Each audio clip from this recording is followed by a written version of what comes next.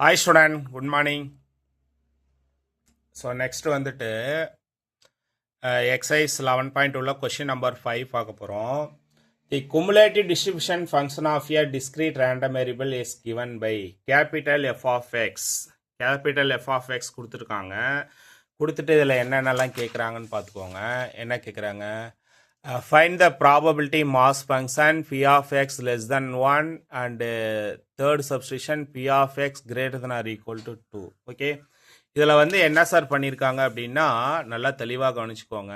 முதல்ல கொஷினில் வந்துட்டு கேபிட்டல் எஃப் ஆஃப் எக்ஸ், அதாவது குமுலேட்டிவ் டிஸ்ட்ரிபியூஷன் ஃபங்க்ஷன் கொடுத்துட்டாங்க. என்ன கண்டுபிடிக்கணும் அப்படின்னா ப்ராபபிலிட்டி மாஸ் ஃபங்க்ஷன் கண்டுபிடிக்கணும். இந்த வேல்யூ ஃபஸ்ட்டு ஜீரோவை விட்டுட்டு ஜீரோவை தர மீதி எல்லாம் எடுத்துக்கலாம். ஜீரோவிலேருந்து மீதி என்ன வேல்யூஸ் இருக்கா இந்த வேல்யூஸை எடுத்து நம்ம சப்ஸ்டிட் பண்ணிக்கலாம். ஓகே, அப்போ இதை மட்டும் எடுத்துக்கிட்டால் போதும். ஓகே ஸ்டூடெண்ட், இப்போ ஃபஸ்ட்டு இதை எப்படி சார் எழுதலாம் அப்படின்னா முதல்ல எக்ஸோட வேல்யூ டினோட் பண்ணிக்கலாம். நல்லா தெளிவாக கவனிச்சுக்கோங்க. ஸோ அப்போ எக்ஸ் அப்படிங்கிறது எங்கே சார் ஸ்டார்ட் ஆகுது? எக்ஸ் அப்படிங்கிறது இங்கே பாருங்க, -1 0 1 2 3 அது முதல்ல எழுதிக்கலாமா? அது எப்படி எழுதலாம்? நல்லா தெளிவாக கவனிச்சுக்கோங்க. எக்ஸோட வேல்யூ ஃபஸ்ட்டு -1 0 -1 0 1 2 3 -1 0 1 2 3. இங்க -1 இருக்கிற இடத்துல என்ன சார் இருக்கு? -1 இருக்கிற இடத்துல 0.15 இருக்கு, 0 இருக்கிற இடத்துல 0.35 இருக்கு, 1 இருக்கிற இடத்துல 0.60 இருக்கு, 2 இருக்கிற இடத்துல 0.85 இருக்கு, 3 இருக்கிற இடத்துல 1 இருக்கு. இது அப்படியே எழுதிக்கலாமா? ஓகே, அப்ப x capital F of x -1 இருக்கிற இடத்துல என்ன இருக்குன்னு சொன்னேன்? 0.15 இருக்குன்னு சொன்னா, 1 இருக்கிற இடத்துல என்ன இருக்கு சொன்னேன்? 0.35. ஓகே, அடுத்தது 1 இருக்கிற இடத்துல 0.60, 2 இருக்கிற இடத்துல 0.85, 3 இருக்கிற இடத்துல 1, 3 இருக்கிற இடத்துல 1. ஓகே, முதல்ல இந்த பாக்ஸை ஃபில் பண்ணிக்கிறோம். X capital F of x. இப்போ நான் ஃபஸ்ட்டு என்ன சார் கண்டுபிடிச்சிட்டேன் அப்படின்னா குமுலேட்டிவ் டிஸ்ட்ரிபியூஷன் ஃபங்க்ஷன் கண்டுபிடிச்சிட்டேன். ஓகே, ஸோ இப்போ இதுதான் சார் இதோட வேல்யூஸ். Cumulative distribution function.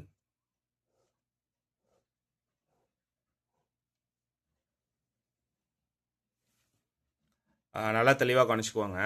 இதில் ஃபஸ்ட்டு நான் என்ன சார் கண்டுபிடிக்க போகிறேன் அப்படின்னா கேபிட்டல் எஃப் ஆஃப் எக்ஸ் அவங்களே கொடுத்துட்டாங்க. இப்போ கொஸ்டின்லே சொல்லிட்டாங்க என்ன கண்டுபிடிக்கணும் அப்படின்னா ப்ராபபிலிட்டி மாஸ் ஃபங்க்ஷன். நம்ம எப்பவுமே ஸ்மால் எஃப் ஆஃப் எக்ஸில் இருந்து தான் capital F of x find பண்ணுவோம். இந்த சம்முக்கு ஆப்போசிட்டாக இருக்குது. எப்படி இருக்குன்னா ஃபஸ்ட்டு எடுத்தோடனே குமுலேட்டிவ் டிஸ்ட்ரிபியூஷன் ஃபங்க்ஷன் கொடுத்துட்டாங்க, ஆனால் ப்ராபபிலிட்டி மாஸ் ஃபங்க்ஷன் கேட்குறாங்க.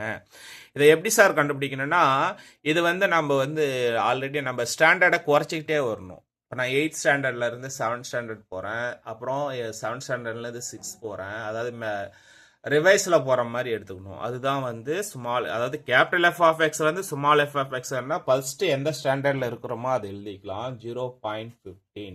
அப்போ இந்த ஸ்டாண்டர்ட் போனோம் அப்படின்னா இதிலேருந்து இதை மைனஸ் பண்ணிக்கலாம். மைனஸ் பண்ணால் என்ன வரும்? 0.35 0.15 என்ன சார் இருக்குன்னா 0.20. அடுத்தது இதில் இருந்து இதை மைனஸ் பண்ணால் 0.60 0.35 எவ்வளோ? 0.25. 0.85 மைனஸ் 0.60 எவ்வளோ? 0.25.